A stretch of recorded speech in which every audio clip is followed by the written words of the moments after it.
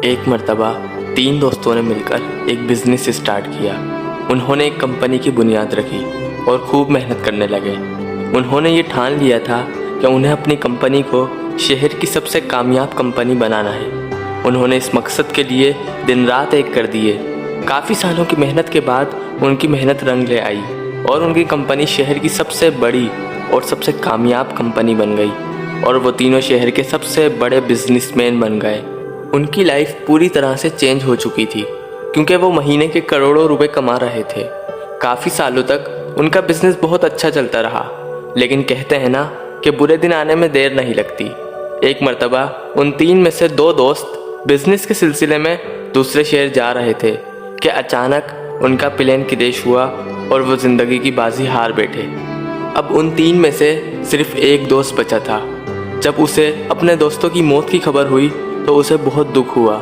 साथ ही साथ वो परेशान हो गया कि अब उसे अकेले को ये बिज़नेस संभालना पड़ेगा। उसे अपने ऊपर बिल्कुल भी भरोसा नहीं था। वो दिन रात यही सोचता रहता कि वो इतने बड़े बिज़नेस को अकेले कैसे रन करेगा। वो ये सोच सोच कर डिप्रेशन में चला गया और अब उसके और उस बिज़नेस के बुरे दिन स्टार्ट होने लगे। दिन ब दिन बिज़नेस की ग्रोथ कम होती जा रही थी और कुछ महीने बाद ही बिज़नेस लॉस में चला गया। कंपनी दिवालिया हो गई और वो कर्ज़ों में डूब गया। वो बिज़नेस को रन करने के लिए बहुत कर्ज़ा ले चुका था, लेकिन अब चूंकि बिज़नेस फ्लॉप हो चुका था तो अब उस पर कर्ज़ों के बोझ बढ़ने लगे। अब हर कोई उससे अपना कर्ज़ा मांगता और धमकियां देता। वो बहुत परेशान हो चुका था। एक मर्तबा वो रोड पर चल रहा था और अपनी मुश्किलात के बारे में सोच रहा था। आखिरकार उसने एक डिसीजन लिया कि वो अपने आप को मार देगा। वो सुसाइड कर लेगा ताकि वो अपनी तमाम परेशानियों से आज़ाद हो जाए। तभी उसको एक बूढ़ा शख्स दिखाई दिया। बूढ़ा शख्स उसके पास आया और कहने लगा कि मुझे तुम परेशान लग रहे हो, तुम अपनी परेशानी मुझे बताओ, शायद मैं तुम्हारी कुछ मदद कर सकूं। जिस पर उस लड़के ने कहा कि तुम मेरी मदद नहीं कर सकते, बल्कि तुम तो गया, कोई भी मेरी मदद नहीं कर सकता, मेरी परेशानी बहुत बड़ी है। लेकिन बुजुर्ग के बार बार इसरार करने पर उस लड़के ने कहा ठीक है, मैं तुम्हें सब कुछ बताता हूँ। और उसने अपना सारा किस्सा उस बुजुर्ग को सुना दिया और कहा मुझे बिजनेस को दोबारा से रन करने के लिए 1 करोड़ रुपए की ज़रूरत है, जो तुम तो किया मुझे कोई भी नहीं देगा। ये सब सुनकर बुजुर्ग ने कहा बस इतनी सी बात। बुजुर्ग ने अपनी जेब में से एक चेक बुक निकाली और उसमें से एक चेक फाड़ा और उस चेक पर 1 करोड़ की रकम लिखी और सिग्नेचर करके उस लड़के को दे दिया और कहा जाओ और इस पैसे से दोबारा अपने बिजनेस को ग्रो करो और ये पैसे तुम मुझे 1 साल बाद लाकर दे देना। वो लड़का हैरान रह गया। उसने बुजुर्ग से पूछा कि आप कौन हैं? तो बुजुर्ग ने कहा कि मैं इस शहर का सबसे अमीर इंसान हूँ। और ये कहकर वो बुजुर्ग वहाँ से चले गए। लेकिन उस लड़के को अपनी किस्मत पर यकीन नहीं आ रहा था। वो घर गया और चेक को देखने लगा। तभी उसके मन में यह ख्याल आया कि एक शख्स जो मुझे जानता तक नहीं वो मुझे 1 करोड़ रुपए दे गया। मतलब जो मुझे जानता तक नहीं उससे मुझ पर इतना भरोसा है, तो फिर मुझे अपने आप पर भरोसा क्यों नहीं।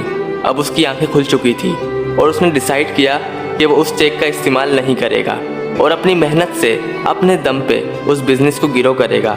अब उसे अपने आप पर यकीन हो गया था कि वो कर सकता है।